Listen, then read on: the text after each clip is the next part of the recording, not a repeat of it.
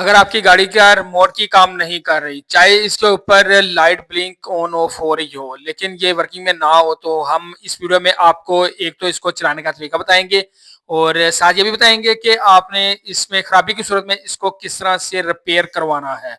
और इसके साथ साथ हम आपको ये भी बताएंगे कि आपने कैसे इसकी प्रोग्रामिंग करनी है और पूरी तरह इसको 100% वर्किंग में लेके आना है। तो चलते हैं मेन वीडियो की तरफ। उससे पहले मेरे चैनल को सब्सक्राइब कर लीजिए।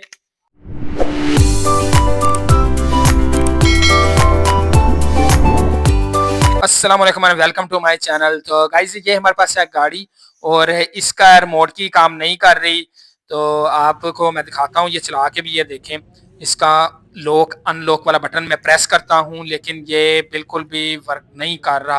हालांकि इसके ऊपर जो है वो लाइट जो ब्लिंक हो रही है इसकी रिमोट की, रेड कलर की आपको नज़र भी आ रही होगी, तो उससे यही जाहिर होता है कि यार ये जो रिमोट सही है।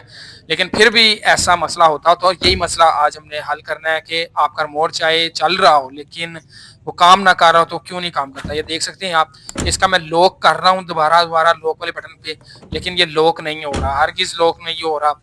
और इसको खोल के भी आपको दिखा देता हूँ, इसके अंदर बैठ के भी।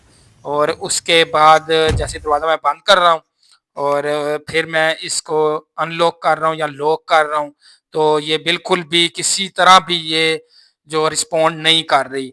तो हमने यही वाला मसला ठीक करना है और इसके लिए हमारे पास ज़्यादातर यही होता है कि सेल हमने चेंज करना होता है।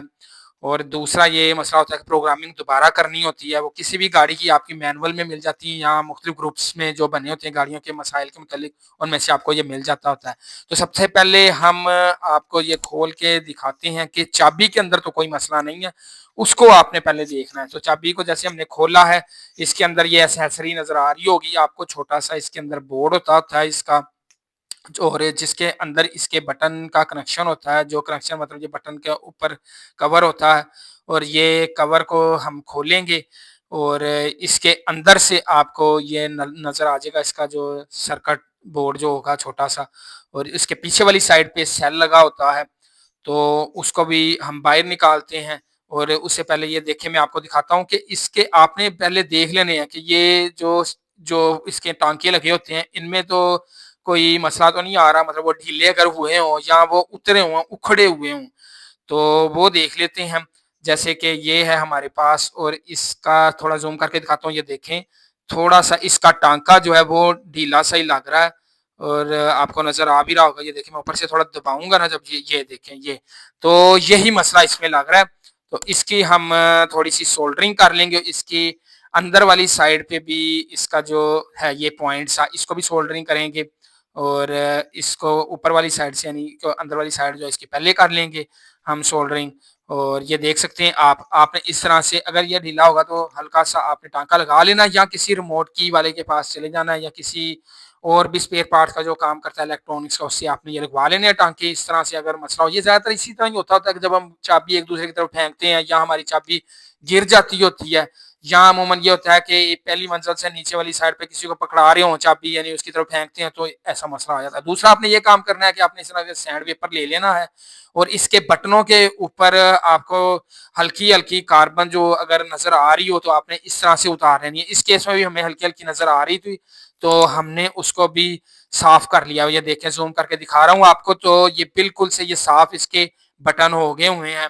इसके अलावा आप इसके ऊपर ये छोटा-सा आपको नज़र आ रहा होगा पॉइंट सा, इसको भी आप एक पिन की मदद से या जिस तरह मैंने पेचकस की मदद से साफ कर रहा हूँ, इसके ऊपर से कार्बन साफ कर लें। और यहाँ आप इसको थिनर या पेट्रोल की मदद से भी सारे को भी साफ कर सकते हैं। फिर आ जाते होते हैं दूसरे पॉइंट्स, ये भी अच्छी तरह आपने देख लेने हैं, इनमें कोई मसला तो नहीं है, मतलब कि इनके टाँके उधड़े हुए तो नहीं है।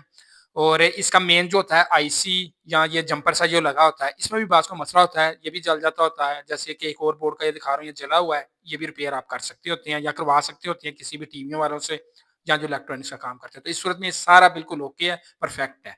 तो अब हम इसको बंद कर देते हैं और उसके लिए हमने पहले सबसे पहले सेल ले लेना है, इस तरह का आपने ले लेना है जापानी। 1616 नंबर या 1620 नंबर इसमें लग जाता होता है। और कोशिश करिएगा जापानी लेके लगाइए, क्योंकि चाइना वाला जो है वो तकरीबन 8 माह या साल तक चलता होता है। और इस तरह जापानी जो है वो 2 से 3 साल आराम से निकाल जाता है।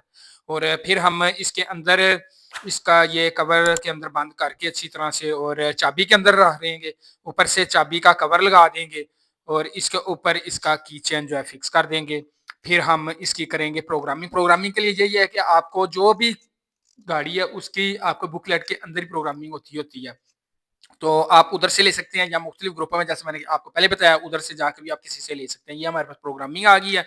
हम इसको अब सामने रखते हैं और इसके मुताबिक जो है काम करते हैं। ये उर्दू में भी है, इसकी मदद भी आप ले सकते हैं। तरीका यही है और मैं इसको ये सामने रख के आपको प्रोग्रामिंग करना भी बता देता हूँ। उसके लिए आपने स्विच के अंदर चाबी को इंसर्ट करना है, बाहर निकालना है, फिर अंदर इंसर्ट करना है, फिर बाहर निकालना है, दरवाजे को एक दफ़ा खोलना है, फिर चाबी को इंसर्ट करना है स्विच के अंदर, फिर बाहर निकालना है, फिर दरवाजे को बंद करना है, फिर दरवाजे को खोलना है और फिर दरवाजे को बंद करना है, फिर खोल लेना है, फिर चाबी को इंसर्ट करना है और बाहर निकालना है, दरवाजे को बंद कर लें और फिर दरवाजे को खोलें और बंद करें दरवाजे को, फिर खोल लें एक दफ़ा और चाबी को इसके अंदर डाल के फिर दरवाजे को एक दफ़ा बंद करें और डबल इग्निशन आपने ऑन करनी है, फिर ऑफ करनी है, फिर डबल इग्निशन ऑन करनी है और उसके बाद जैसे ही आप चाबी बाहर निकालेंगे तो ये देखें ये वर्किंग में आ गया। तो इस तरह से आप अपनी प्रोग्रामिंग भी कर सकते हैं। तो मैं उम्मीद करता हूँ मेरी वीडियो आपको हेल्पफुल लगी होगी। तो आप भी इससे हेल्प लें और इसकी मदद से आप अपने रिमोट को ठीक कर सकते हैं और मेरे चैनल को सब्सक्राइब कीजिए और बेल आइकन को प्रेस कीजिए ताकि इस तरह की आने वाली मज़ीद हेल्पफुल वीडियो आप देख सकें। थैंक यू, बाय बाय, अल्लाह हाफिज़।